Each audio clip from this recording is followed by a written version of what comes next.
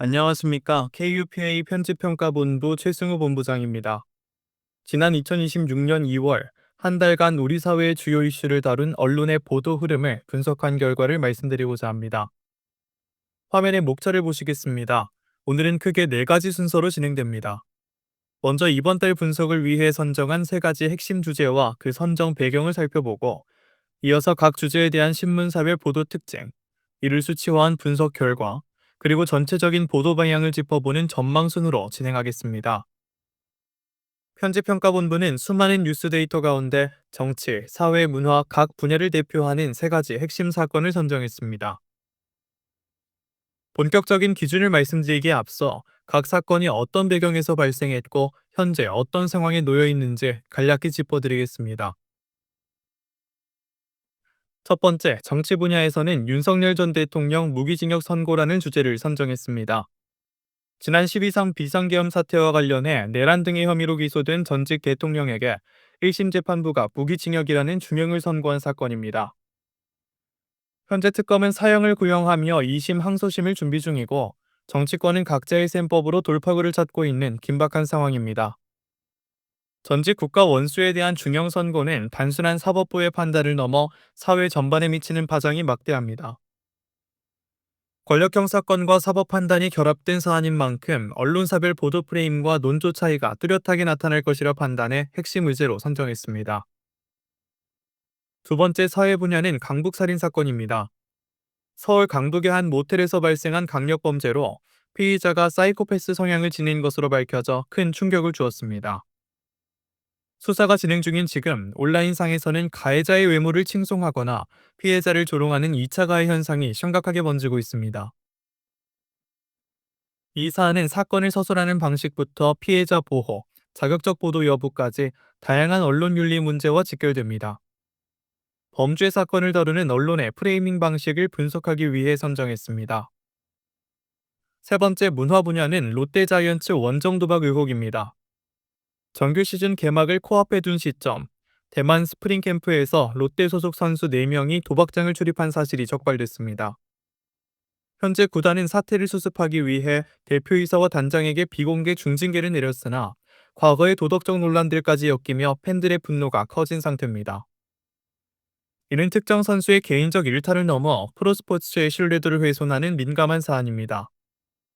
팬층이 두터운 구단의 논란이 대중문화 영역에서 어떻게 보도되는지 확인하기 위해 분석 대상에 포함했습니다. 그렇다면 국내 7대 주요 신문사는 이 사건들을 지면 위에 어떻게 그려냈을까요? 가장 뚜렷한 시각차가 나타난 정치 분야부터 살펴보겠습니다. 정치 분야에서 윤 전 대통령의 판결을 두고 신문사들의 논조는 각자의 지향점에 따라 확연히 갈라졌습니다. 먼저 조선일보와 동아일보는 판결의 사법적 의미보다 이후의 정치적 파장과 당내 갈등에 더 집중했습니다. 조선일보는 사설을 통해 국민의힘이 윤 전 대통령에게서 벗어나야 한다며 선을 긋고 진영의 재건에 집중하는 모습을 보였습니다. 반면 동아일보는 헌정질서 훼손이라는 키워드로 윤 전 대통령이 기존 진영을 망쳤다며 더욱 강하게 비판했습니다. 특검의 사형 구형 사실까지 기사 전면에 언급하며 반성이 없었다고 꾸짖는 등 분석 대상 매체 중에서도 가장 날선 태도를 보였습니다. 중앙일보는 감정적 표현을 최소화하고 헌법의 기본 원리인 법치주의 수호를 강조하며 비교적 중립적인 서술을 유지했습니다. 이와는 결을 달리하는 시각도 뚜렷했습니다. 한겨레와 경향신문은 권력남용에 대한 사법부의 엄중한 책임을 긍정적으로 판단했습니다. 다만 세부적인 입장에서 차이가 있었습니다. 한겨레는 무기징역 판결을 수긍하면서도 사형에 대한 직접적 언급은 피했고 1심 판결문 내용 중 야당을 탓하는 대목을 집중적으로 꼬집었습니다. 반면 경향신문은 이번 사태를 헌정사 유린에 대한 철퇴로 평가하며 다가올 항소심에서의 더욱 강력한 추가 단죄를 촉구했습니다. 여기에 경제지들의 독특한 프레임이 더해집니다. 한국경제와 매일경제는 철저히 경제와 시장 논리로 사안을 다루었습니다. 민주당의 입장이나 특검의 사형 구형 같은 민감한 정치적 쟁점은 거의 배제했습니다. 대신 이준석, 우원식 등 주로 중도 및 개혁 성향 인사들의 입을 빌려 이번 중형 선고가 가져올 정치 불확실성에 국가 투자 심리를 위축시키고 경제정책 전반에 미칠 악영향을 강하게 경계했습니다. 다음은 사회 분야 강북살인 사건 보도 양상입니다. 조선일보는 범주의 잔혹성을 부각하면서도 기사 분량을 비교적 짧게 가져가며 객관적이고 담백한 사실 전달에 그쳤습니다. 반면 중앙일보와 매일경제는 범죄 그 자체보다 이후 파생된 사회적 병리 현상에 집중했습니다. 가해자를 두둔하는 무분별한 온라인 신상 털기와 2차 가해를 강도 높게 비판했고, 특히 중앙일보는 경찰의 신상 공개 제도의 그 맹점까지 비판하며 공권력 시스템 전반에 대한 엄격한 잣대를 보여주었습니다. 동아일보의 접근도 흥미롭습니다. 치안 불안을 짚는 동시에 외모에 쏠린 대중의 비정상적 열광을 지적하고 AI 대화에 남겨진 범죄 지물을 엮으며 입체적인 사회 문제로 분석했습니다. 반면 한겨레와 경향신문은 문제의 본질을 시스템과 구조에서 찾았습니다. 단순한 개인의 일탈이 아니라 사회 안전망의 허점으로 접근했으며 유족의 입장을 인용해 경찰의 수사 관행을 직접적으로 비판했습니다. 한국경제는 과거 이은혜 사건 등 여성 사이코패스 범죄의 패턴 분석에 주력하며 도심 범죄 증가에 따른 사회 질서 훼손 우려를 드러냈습니다. 세 번째로 문화 분야의 롯데자이언츠 원정 도박 사건입니다. 가장 두드러진 프레임은 조선일보였습니다. 조선일보는 구단 주인 신동빈 회장의 미담을 대조적으로 배치하여 사태의 원인이 구단의 방치가 아닌 선수 개인의 도덕적 일탈에 있음을 선명하게 그어냈습니다. 중앙일보는 구단의 비공개 징계 등 상황 전달에 집중했고, 동아일보는 선수가 아닌 대표와 단장에게 내려진 중징계를 합리화하며 특정 팀을 넘어 리그 전체의 신뢰도를 걱정했습니다. 한겨레와 경향신문은 선수 관리 시스템 부재라는 구조적인 부분을 꼬집었습니다. 특히 경향신문은 징계 대상 선수들의 기여도를 언급하며 구단이 내놓은 수습책이 스포츠 윤리 회복보다는 눈앞의 팀 성적 방어에만 치우쳐 있다고 강하게 비판했습니다.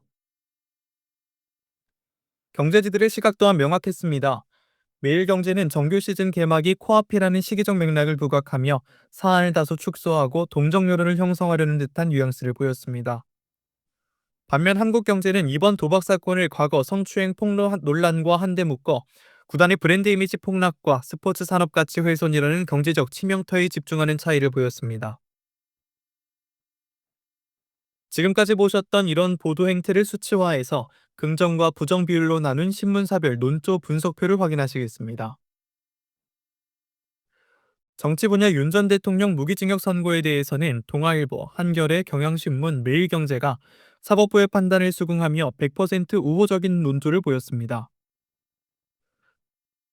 반면 정치적 파장과 당내 갈등 수습에 주목한 조선일보와 중앙일보, 그리고 경제 위축을 우려한 한국경제는 긍정과 부정이 대략 5대5 비율로 혼재된 스탠스를 유지했습니다. 반면 화면에 보이는 사회 분야의 강북 살인 사건 보도와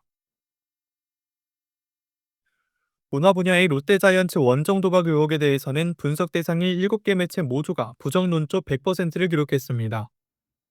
범죄와 일탈이라는 명백한 무리 앞에서는 각 매체의 성향 차이를 막론하고 공통적으로 강한 비판적 논조를 형성했음을 알 수 있습니다. 마지막으로 이번 분석을 바탕으로 한 종합적인 보도 방향 및 전망입니다. 먼저 7개 신문사의 공통된 보도 방향입니다. 정치 분야에서는 헌정사상 초유의 사태라는 사안의 중대성을 바탕으로 각 매체의 성향과 무관하게 1심 사법부의 판결 자체를 인정하고 객관적 사실 보도에 비중을 두었습니다. 사회와 문화 분야에서도 가해자의 일탈 행동에 대한 명확한 비판과 스포츠 윤리 훼손이라는 공통의 문제의식을 보여줬습니다. 하지만 이 공통점 이면에는 각 언론사의 시각에 따른 확연한 해석의 차이도 존재했습니다. 정치 이슈에서 일부 매체는 윤 전 대통령과 선을 긋는 진영의 재건에 집중한 반면 또 다른 매체들은 구조적인 적폐청산과 관련한 강력한 심판에 초점을 맞췄습니다. 경제지는 이를 자본시장의 안전성을 위협하는 요인으로 바라보기도 했습니다. 사회와 문화 이슈에서도 누군가는 개인의 잔혹성과 도덕적 결함을 비판했고 누군가는 무분별한 2차 가해 현상을 지적했으며 또 누군가는 구단과 공권력의 시스템 부재를 꼬집었습니다.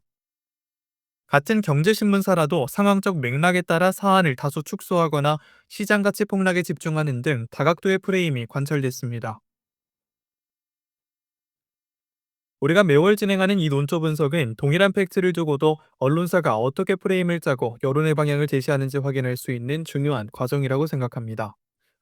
이번 2월 분석에서도 각 매체의 뚜렷한 지향점 차이를 다시 한번 엿볼 수 있었습니다. 이상으로 발표 마치겠습니다. 감사합니다.